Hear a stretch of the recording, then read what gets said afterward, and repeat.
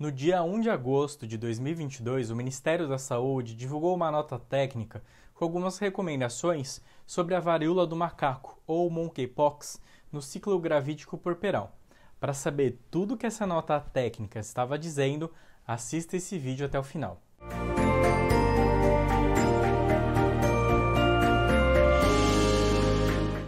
Eu sou o Dr. Renato e eu sou ginecologista. No início de maio de 2022, um surto de monkeypox foi identificado com acometimento de pessoas em diversos países. Em 21 de maio de 2022, a OMS declarou a existência de um surto global de infecção pelo vírus monkeypox, com transmissão documentada entre pessoas que tiveram contato com casos sintomáticos em países não endêmicos. As lesões de pele do monkeypox parecem as erupções da varíola, podendo ter um aspecto muito parecido a outras doenças infecciosas mais comuns, como as erupções observadas nas sífilis secundárias, infecções por herpes simples e infecções pelo vírus varicela zoster. Existem dados muito limitados sobre a infecção por varíola durante a gestação. Entretanto, tem sido verificado que a infecção pelo monkeypox pode levar a resultados adversos como óbito fetal e abortamento espontâneo. A associação entre a gravidade da doença materna e esses desfechos não é muito clara. Além disso, ainda há preocupações específicas durante a gravidez, como o bem-estar fetal, possibilidade de transmissão vertical e o desfecho materno-fetal propriamente dito. Muito da preocupação com essa doença em gestantes se baseia no que acontecia em gestantes que foram acometidos pela varíola. Os desfechos da infecção pelo vírus da varíola, que é do mesmo grupo do monkeypox, associavam-se a um aumento da morbidade e mortalidade materna e perinatal, com riscos maiores de abortamento espontâneo, morte fetal e parto pré-termo. Na população não vacinada contra a varíola, as gestantes eram consideradas a população com estado fisiológico de maior suscetibilidade à doença grave e até a óbito. Uma publicação mais recente sobre a evolução da gestação em 4 mulheres confirmadamente infectadas pelo monkeypox mostrou abortamento espontâneo de primeiro trimestre em 2 pacientes e uma morte intrauterina de segundo trimestre, com evidência clínica, histológica e laboratorial de doença fetal intrauterina na ausência de malformações congênitas, deformidades ou anormalidades grosseiras da placenta, membrana e cordão umbilical. Uma gestante com doença leve teve um parto a termo de um recém-nascido saudável. A OMS reconhece a transmissão materno-fetal a partir da passagem placentária, originando a doença congênita ou através do contágio do contato íntimo durante e após o parto. Desse modo, com esse aumento de morbimortalidade materna fetal, embora mais estudos sejam necessários, há uma preocupação das autoridades de saúde nos cuidados para essa população. Em gestantes em que há suspeita de exposição de monkeypox sem quadro clínico, pode-se testar com PCR para monkeypox em suave orofaríngeo. Deve-se considerar testes de sangue, de urina ou fluido vaginal também. Em gestantes sem nenhum sintomas, pós-exposição, que tem um teste negativo, pode ser suspenso a monitorização. Já em gestantes que não tenham sintomas, mas têm um teste positivo, é indicado isolamento domiciliar por 21 dias sem visitas. Orientar a automonitorização, avaliando a temperatura e lesões cutâneas, é importante. Além disso, é interessante o monitoramento por telemedicina por uma equipe de saúde. Em gestantes com sinais ou sintomas suspeitos da varíola dos macacos com teste negativo, é indicado mesmo assim um isolamento domiciliar por 21 dias sem visitas. Orientar a automonitorização e descartar outras causas potenciais também é importante. Pode-se retestar se os sintomas forem persistentes. Para gestantes com teste positivo, levando em consideração maior risco, indica-se uma hospitalização nos casos moderados e graves. Apesar da doença transmitida pelo vírus do monkeypox ser considerada uma doença autolimitada que geralmente apresenta uma cura espontânea, em alguns casos pode haver a necessidade de um tratamento medicamentoso específico, sobretudo naquelas pessoas imunossuprimidas. Na maioria das vezes, só há indicação do uso do tratamento sistemático para febre e dor, como o uso de dipirona e paracetamol. O AS, ou ácido acetil salicílico, deve ser evitado.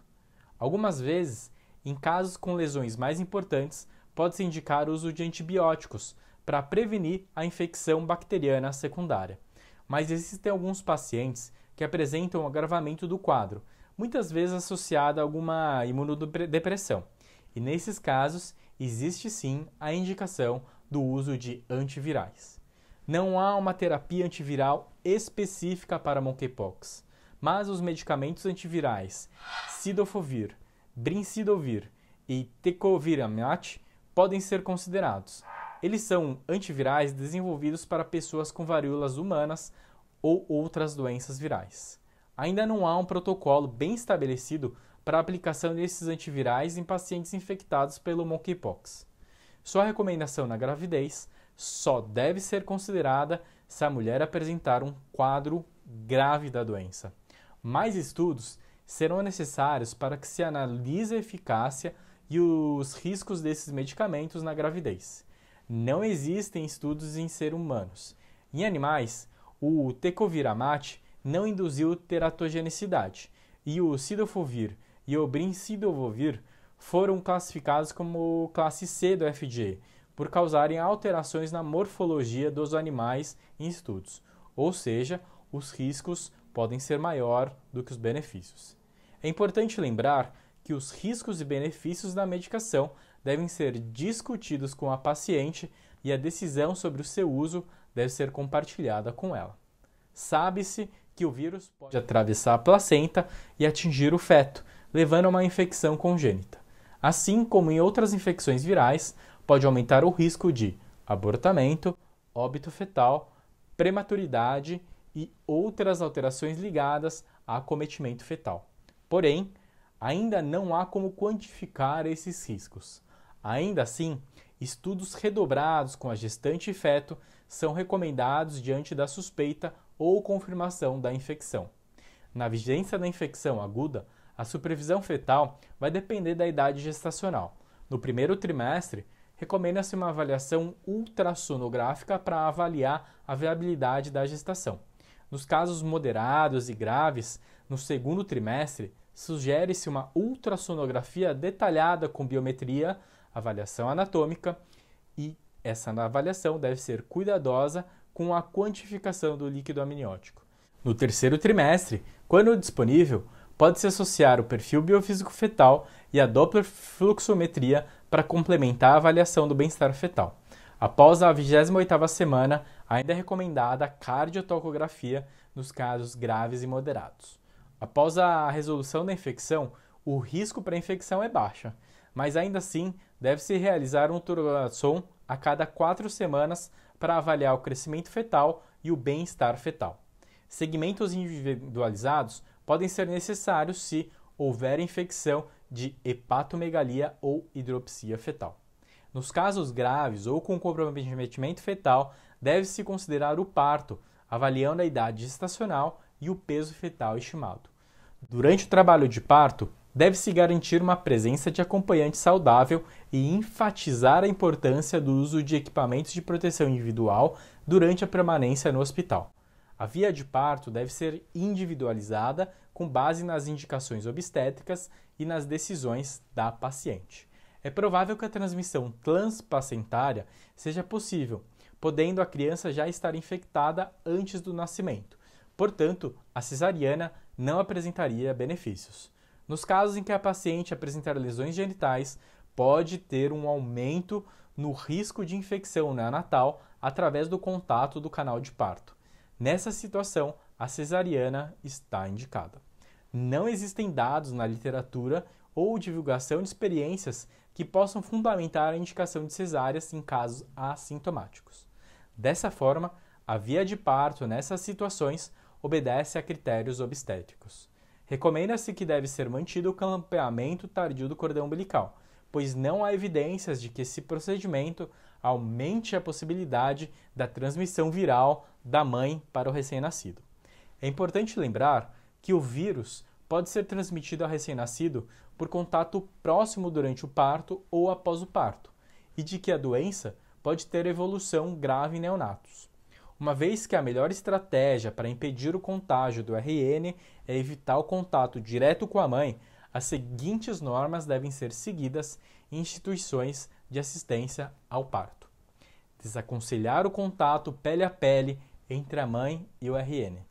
Fazer um exame macroscópico do RN imediatamente após o nascimento. Quando disponível, colher o suave de garganta e de eventuais lesões cutâneas do recém-nascido. Informar a mulher sobre os riscos de infecção e da necessidade de manter mãe e filho em quartos separados durante a fase de isolamento materno. Se por qualquer motivo não for possível manter a mãe ou o recém-nascido em quartos separados, precauções estritas devem ser seguidas durante o contato mãe e filho. O RN deve ser totalmente vestido ou envolto por um cobertor. Após o contato, a roupa ou cobertor devem ser imediatamente substituídos e a mãe deve usar luvas e avental, deixando coberta toda a área da pele abaixo do pescoço. E a mãe deve usar uma máscara cirúrgica bem ajustada à face. As precauções devem ser mantidas até que os critérios para encerrar o isolamento tenham sido alcançadas, que são resolução de todas as lesões, quedas das crostas e formação de uma nova camada de pele. Quando a testagem do recém-nascido tiver sido realizada e o resultado for positivo, pode-se cancelar o isolamento e permitir a permanência da mãe com o nenê. O momento de alta deve ser ajustado considerando o tempo de isolamento materno, a capacidade de aderir à recomendação para evitar o contágio do recém-nascido e a disponibilidade de pessoas para poder ajudar no cuidado do recém-nascido. Considerando o rápido aumento do número de casos de monkeypox no Brasil e no mundo, associado à transmissão por contato direto e eventualmente por via aérea, recomenda-se que as gestantes, puérperas e lactentes mantenham o uso de máscara, principalmente em ambientes com indivíduos potencialmente contaminados com o vírus. Afastem-se de pessoas que apresentem sintomas suspeitos, como febre e lesões de pele suspeitas. Usem preservativos em todos os tipos de relações sexuais, uma vez que a transmissão pelo contato íntimo tem sido a mais frequente. Estejam alertas para observar se sua parceria sexual apresenta alguma lesão na área genital e, se presente, não tenham contatos. Procurem assistência médica caso apresente algum sintoma suspeito, para que se estabeleça um diagnóstico clínico e, eventualmente, laboratorial.